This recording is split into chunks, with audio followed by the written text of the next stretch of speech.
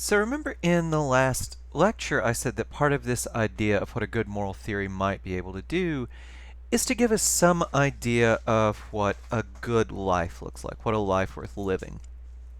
You know, what would you want to be able to look back on your life and say that you've done that is a good life? Or what kind of life would you want for your children or someone you care about? Now, it looks like Kantianism and utilitarianism, and even natural law theory for that matter, can't really say a lot about this.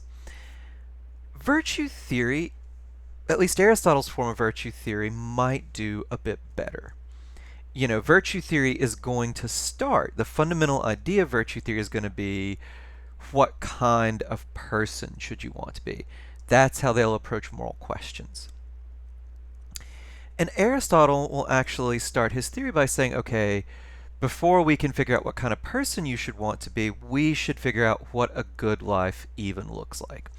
Aristotle talks about eudaimonia, and this is translated as happiness in your reading, and it's really, I don't speak Greek, but everybody who does tells me that this is just a really bad translation of the word that we only use because every other translation is even worse. So Aristotle says, well, what does a eudaimon life look like? What does eudaimonia look like? And happiness is part of it, but part of it is a flourishing life, or an excellent life, or a good life. So happiness is part of it, but just keep in mind this word contains a lot more than happiness. So Aristotle says, well, look, if we're asking what kind of person we want to be, let's start our theory by asking what a good life for a human being is. Well, Aristotle will have his own answer for this, but Aristotle starts by looking at what he thinks are some bad candidates. And we'll go through those, and I think once we see why Aristotle thinks some common candidates, some common answers to the question, what is a good life, what is a flourishing life, why he thinks those fail, once we see that, we'll be in a lot better position to see what Aristotle thinks a good answer would look like. Okay, but before we do that, we have to look at Aristotle's criteria for what he thinks eudaimonia, happiness, a flourishing life would be. Any good answer to this question, what is a good, what is a happy, what is a, eudaimon human life, is going to have to meet these criteria. In your reading, he really focuses on two criteria. However we answer this has to be worth pursuing for its own sake, not merely as a means to something else. And it has to be complete or lacking nothing. There's a third one that pops up elsewhere in Aristotle's Ethics. He really doesn't talk about this too much in your reading, but I think this is important. He'll say it can't be something that's easily taken away. So something that's worth pursuing for its own sake, it has to be, what this means is that this sort of thing, it just can't be a means to something else, right? Take going on a diet, right? Dieting is of course not worth pursuing for its own sake. Nobody would diet except as a means to other things. A means to losing weight, a means to getting healthy, right? Eudaimonia, happiness, flourishing, it has to be something that's worth pursuing for its own sake. Second, complete or lacking nothing. Well, what this means is a life that has this, if you have this, your life has to be missing nothing that we would find good or that we would want, right? If you have this candidate and your life is missing anything valuable, then it can't be it.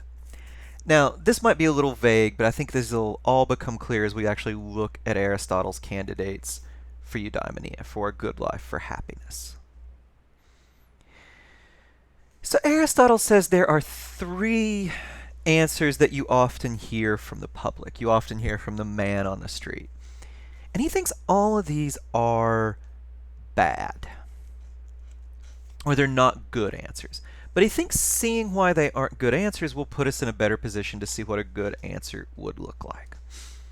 And it's interesting, because Aristotle thinks the average Athenian, the average Greek, the person on the street would give these answers.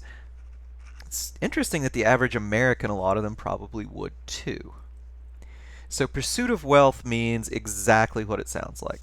Pursuit of honor or reputation, Aristotle calls it sometimes.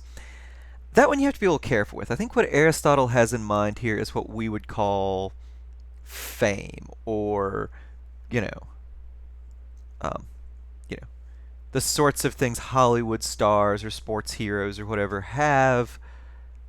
That's what Aristotle has here.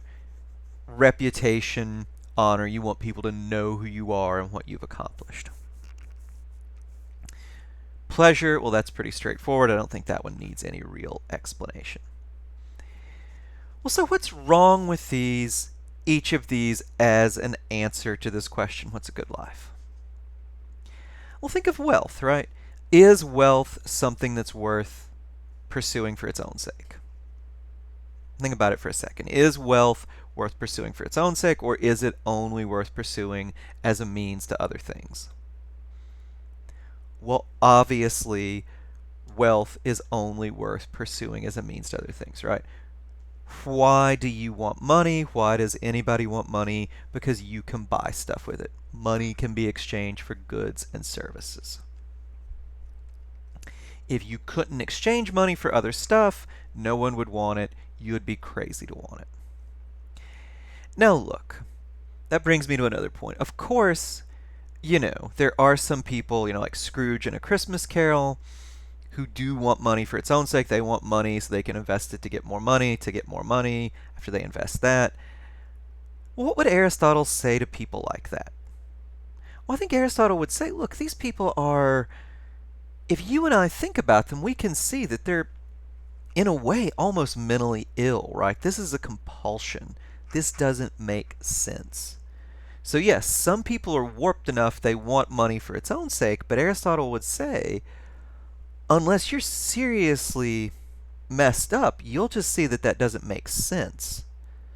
So, worth pursuing for its own sake, Aristotle doesn't just mean that some people pursue it, he means that it makes sense to pursue it for its own sake. As with Mill, Aristotle will disagree with Mill on a lot of things, but he'll agree with Mill that a lot of people get really warped by their environments or other things, and they might want things that don't make sense to want. Well, wealth for its own sake is something that it doesn't make sense to want. It's not worth pursuing for its own sake. I think that's enough reason to get rid of wealth, but it's also worth seeing how it fails these other criteria Aristotle gives us. If you had all the wealth in the world, would that necessarily mean that your life is complete or lacking nothing? Would there be anything that you might think it makes sense to want in life that your life might not have if you were as rich as you could be? Think about it for a second. Well, obviously your life could be missing some valuable stuff, right? Again, think of Scrooge. Scrooge has a lot of money. Scrooge doesn't have any good relationships with other people. He doesn't have any real friends. He has his nephew, if you guys think back to it. But even his nephew likes him, but Scrooge doesn't have a good relationship because Scrooge just has a bad character, right? Or think of other rich people, right? A Christmas Carol's pretty simplified, but you might be rich and you might have plenty of toadies who pretend they like you, who are afraid of you, who want something from you, but you might not have any real friends, right? You might not have good relationships with your family members. Your family, they might hate you. So wealth, you can have wealth and be missing a lot of other things that we would think are valuable in life. Finally, that cannot be easily taken away. Well, of course, wealth is easy to take away. No matter how careful you are, bad things happen, you lose your money. So Aristotle would say pursuit of wealth doesn't meet any of these. It's not a good answer to this question, what is eudaimonia? What is happiness? What's a good human life? Well, what about pursuit of honor, pursuit of fame or reputation? Well, is it worth pursuing for its own sake? Aristotle will say not. Why does he say this? Well, he says this, I think the easiest way to think about this is to think about how you felt when you got a participation trophy, or how you imagine people feeling when they get a participation trophy. I was in one talent show once when I was in elementary school where they gave everybody a blue ribbon. And I thought it was insulting. I knew I wasn't playing the piano. I knew I wasn't a great piano player. I knew I hadn't done a good job. It's like, here's your blue ribbon. I would have respected it more if they just told me, yeah, that wasn't great. Good effort. Here's here's a, you know, here's an award for showing up and finishing, right? That I actually did. Did I deserve a blue ribbon? No, it's insulting. It doesn't mean anything. Well, Aristotle will say that's why it doesn't make sense to want fame or reputation for its own sake. Reputation or fame really only makes sense to pursue as a sort of acknowledgement or recognition of legitimate accomplishments. People who want fame or honor or reputation for its own sake, they're just wrong. They don't realize that it's really the accomplishment behind it that we should honor. Look, if tomorrow everybody in the world became deluded and thought you were some incredible athlete and started treating you like you were Babe Ruth or whoever, well, you might enjoy it on some level, but it would be weird on another because you'd know you haven't accomplished what this person has, right? And that's what Aristotle will say. Fame, of course it's good in the way money's good. You can do stuff with it. But beyond that, it only makes sense to want as an acknowledgement for something you've really accomplished. By the way, Aristotle would just be completely mystified at our world where people want to be famous for being famous, Octomom or, any of those people. But again, pursuit of honor, reputation, not worth pursuing for its own sake, or so says Aristotle, and I think he has a good argument for this. Is it complete or lacking nothing? Of course not. You can be famous and have a miserable life. We wouldn't want to watch all those terrible VH1 behind the music things if you couldn't be famous and have a really objectively terrible life, right? Your life can be missing all kinds of things, and you could still be well respected or famous or whatever. Is it easy to take away? Well, yeah, think about how quickly these people who were once famous fall and are widely hated. Think about Lance Armstrong, right? I mean, maybe he's not hated, but nobody respects him the way they used to after he was found out for doping. Well, so pursuit of wealth, pursuit of honor, not good candidates for eudaimonia. Not good answers to this question. What is a good, excellent, or flourishing life? Well, what about pleasure? Is pleasure worth pursuing for its own sake? It's not a trick question. Of course it is, right? Think about it this way. It makes sense to ask you if you say, well, I took this job because I'm going to earn 6 figures. It would make, it would be a little naive, but it would make sense to ask you, well, why do you want money? What are you going to do with the money? If, on the other hand, you said, well, I took this job because I just love doing this, I find it pleasurable, well, It would be really stupid if I were to ask you, well, why do you want pleasure? Pleasure is definitely worth pursuing for its own sake. So what's wrong with pleasure? Aristotle will admit this is a better answer to the question than wealth or pursuit of reputation or fame. Pleasure is worth pursuing for its own sake. So what's wrong with it? Well, you might say that pleasure is easy to take away. I'm not sure about that. You had, we didn't really talk about the Epicureans, but you had, actual groups of philosophers in the ancient world who would say, they had whole schools about how to live a pleasant life so that pleasure couldn't easily be taken away from you. Part of this was to pursue simple pleasures, to not want things that were hard to get. Anyway, I'm not sure, we can leave that aside, because the real reason, the thing that Aristotle thinks makes pleasure not a good answer, is that it's not complete. A life can be full of pleasure, it can have as much pleasure as you ever want, and be missing something. It can be missing many things. Well, why does Aristotle think this? Aristotle thinks this because of the sorts of considerations we saw when we thought about utilitarianism. Remember, utilitarians do think pleasure is complete or lacking nothing. They think it is what's good for us. Well, but remember, if the utilitarian's right, if pleasure is really all you want, then, if someone ran a wire into your brain and stimulated your pleasure centers just constantly, you would have to think that is a good life, the best possible life anyone could have. You'd have to look at the person laying in this bed with a wire in their brain as the luckiest person that could ever be.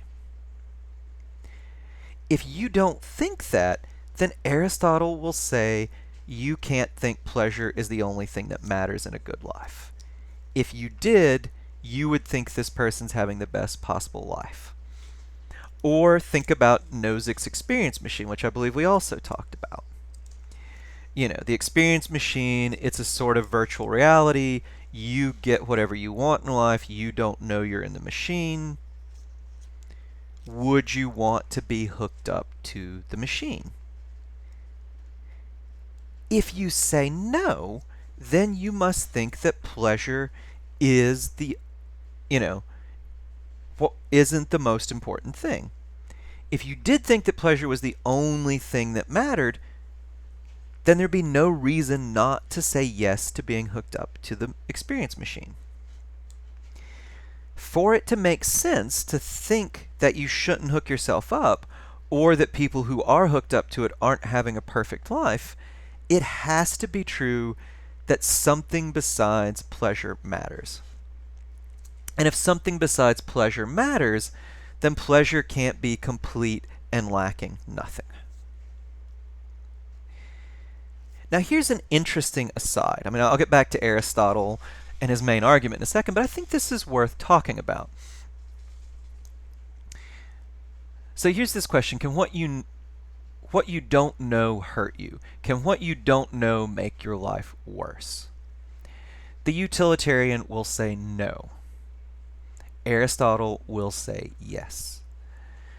For the utilitarian, remember, if it's just pleasure and the absence of pain, all that matters is what you actually experience. Well, is that true? Imagine a person who is blissfully happy with her husband. She thinks they have a wonderful relationship, doesn't realize that he only married her for her money, right? Doesn't realize that he's been cheating on her for years. Now look, do you think she's worse off for not because of this, even though she doesn't know about it? Now, of course, you could always say there's a chance she'll find out, but let's just imagine that she never finds out. She's walking down the street one day, just gets hit by a car, dies before she ever finds out. would you say that her life was worse than it would have been if her husband had really loved her, hadn't been basically lying to her whole life, right? If you say yes, if you say her life is worse, even though it made no difference in her experience, well, you have to go with Aristotle. Aristotle is going to say happiness or a good life, it's not just a matter of what you experience, it's also what happens outside of it, right? So another way to think about this, you know, I don't know if you guys have ever seen the movie Carrie or read the book Carrie. I mean, you don't have to. It's a pretty good horror novel, but what happens is these really cruel high schoolers, they get this elaborate prank to make this really unpopular girl think that she's suddenly popular. They all still hate her, they all really have no respect for her, and then at the end they like pour pig's blood all over her. It's a horror movie because lo and behold she has psychic powers and kills all of them. But anyway, we can leave that out, right? Imagine someone who's tricked the way this poor girl is. And, kids have done this. They have found other boys or girls that they don't like, and they'll pretend to think that they like them, and they're now popular, and then they'll pull the rug out from under them, right? Well, look. Do you think that it was good for these people the week or two that they were fooled, right? The week that they think everybody likes them? What would you say is more accurate? That they were happy during that week, but were only unhappy later when they found out what was going on? Or would it make sense to say, well, they thought they were happy, but they were never really happy? Look, what would you think if someone did this to you? Would you look back and say, yeah, I was blissfully happy that week. Then I found out and I wasn't happy anymore. Would you say, no, I thought I was happy, I wasn't. I was fooled, that was bad for me. If you think something besides experience matters, then you have to be on board with Aristotle. Now, I don't know. Some people come down and they say, I think Aristotle's right on this. Some people say, no, what you know really can't hurt you. I don't know what your own reactions are, but if your reactions are that what you know can in fact make your life worse, then I think you have to come down on the side of Aristotle. We can think of a lot of examples of this. Think of someone who builds a business, he's famous for honesty, thing he's proudest of in the world is his business. His two idiot sons inherit it. They run it into the ground. They both end up in prison, but not before making the company name just a synonym for dishonest, shady dealings. Is this guy worse off because his sons dishonor his entire life's work, even if he's no longer around to see it? I'm inclined to say yes. I don't know, you might come down a different way, but if you are also inclined to say yes, then you are on board with Aristotle and not the utilitarian. If this makes his life worse, it has to be the case that something besides experience matters. It has to be the case that something besides pleasure and the absence of pain matter. Anyway, we can put that aside, but I think that's just an interesting point to keep in mind. All right, so back to Aristotle's answer to the what is eudaimonia, what is happiness question. Aristotle's answer is a life of virtuous. The word he uses, I think, I've been told can also be translated as excellent activity. The good life, the flourishing life, the happy life, you come to have these virtues, these good traits of character, and you get a chance to put them into action. Courage, generosity, temperance, things like that. Well, I think this is not a bad answer, right? Think about it this way, right? Well, What might the money-making life be missing? Well, one of the main things is good relationships with others. If you have virtues, if you have good traits of character, are you probably going to have good relationships with others?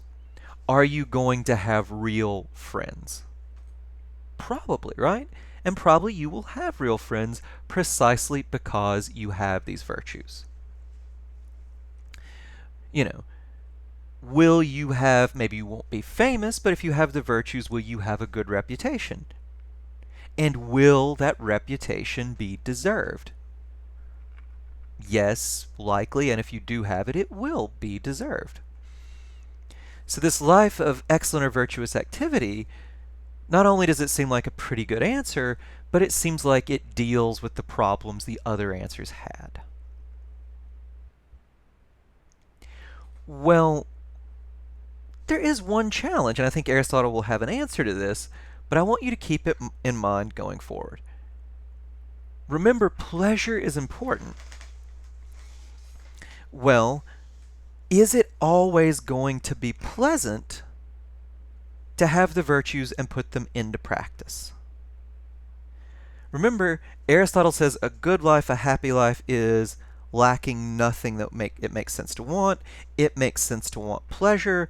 So the answer he gives has to be a life that is, on the whole, pleasurable.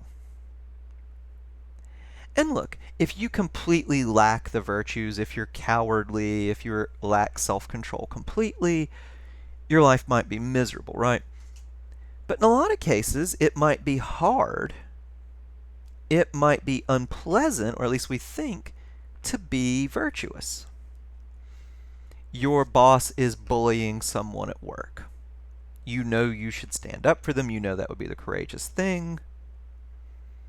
Well, it's probably not going to be all that fun to stand up to your boss, right? Or to stand up to somebody else who's bullying someone. Or, imagine that a relative of yours is has some money troubles through no fault of their own. They need, whatever amount of money that would be you could give, but would be hard, picture that. 200, 500,000, whatever.